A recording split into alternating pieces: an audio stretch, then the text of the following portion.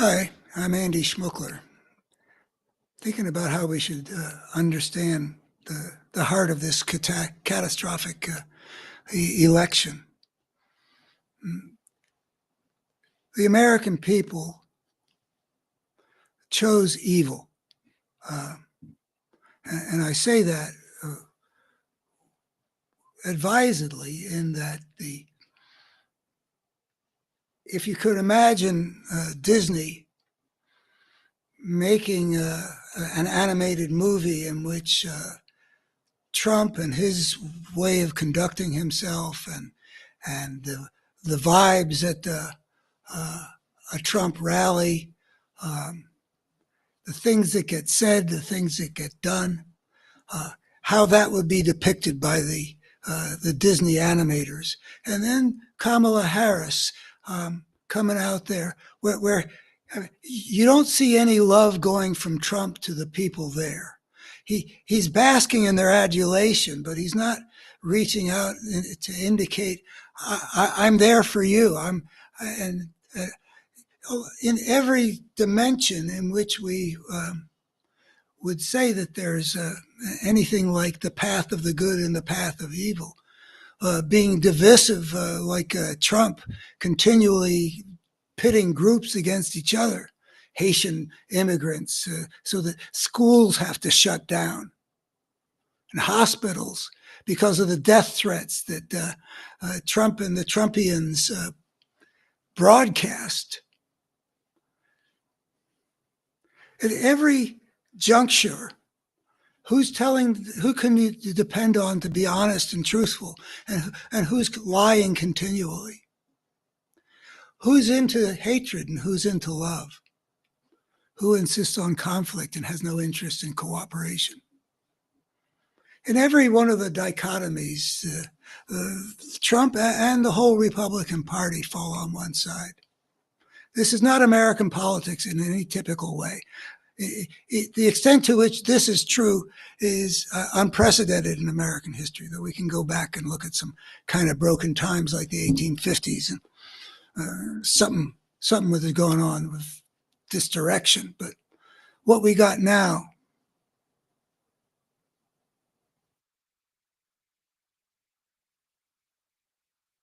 every Christian movie in the 1950s when I was growing up, there would be Christians in the context of Rome and the persecution and like that. And the behavior of the Christians that's depicted in these Hollywood movies, they're always so full of love and they're so full of humility. And it doesn't sound like Donald Trump, does it? The things that get broken, so that even something as whole as those movies indicated Christianity strove to be could become the instrument of something so broken as a political party led by a completely selfish, dishonest, bullying mob boss of a malignant narcissist. Wow. And it's not hidden. None of it's hidden. And the American people chose that, chose to give it the powers of the presidency that he has a clear record of already having seriously abused, committed crimes, in fact, in violation of his oath. His attempt to overturn the election. It was probably the most serious crime in American history, and it was in violation of his oath. He was overturning the Constitution. And the American people chose to give him the powers of the presidency again. That's the nub of it. It's not about immigration. It's not about the economy. It's about some combination of a lot of people being broken in ways that prevent them from seeing the clear truth, or a lot of people who get broken in ways that lead them to be indifferent to the truth or willing to support the lie. Either way, there's a brokenness. There's a lack of integrity. There's a lack of connection with reality. Brokenness begets brokenness is one of my little mantras. And if we're going to bring America back toward wholeness, if we're going to even have a chance to, now that we've lost this election, are we going to have other elections? We probably should have two strategies. One is to win the midterms. That would be good. And then to win in 2028, praying all along that Donald Trump's fascism doesn't extend to preventing our having another election.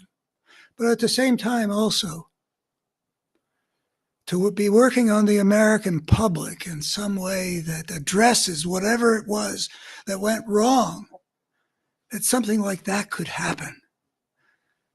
Trump performing so well to show what he represents, and Kamala performing so well to show how she represents the very opposite.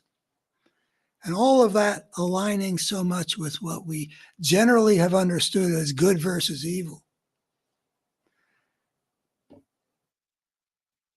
Such a big night last Tuesday, November 5th, for evil, for the force of brokenness. Such a huge piece of territory it has gained now. The American presidency for at least 4 years, including J.D. Vance, whatever the hell he is, if Trump should die.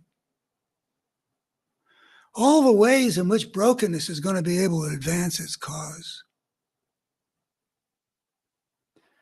But the American people chose it. In the context of a democracy where power, where information was, it's not like a totalitarian state where not yet, where dissenting opinions are squelched, like is in Russia right now, was in the Soviet Union, was in Nazi Germany. People knew to keep their heads down, or if they didn't keep their heads down, it went badly for them.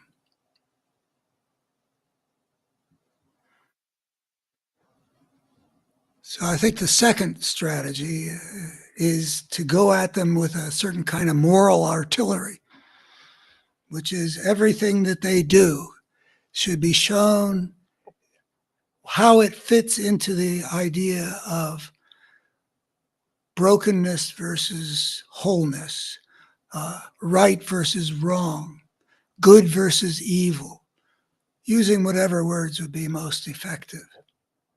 If we can't gain the American people back so that they are capable of choosing and supporting the good, well, it's going to take a lot of turnover of generations, I expect, before we can emerge out of the darkness, or at least some turnover of the generations. But I haven't given up on the now. But I do feel deeply sobered, wounded by the fact that the United States of America has been presented with this choice in a free and fair election and chosen evil. How do we make that right? How do we bring people back? That has to be one of the central questions we ask. Okay, thanks. Go to my website if you're interested in my integrated vision of our situation as the civilization creating creatures on this planet. I like to offer an integrated way of understanding how we got here, where we are, and where we got to go. A better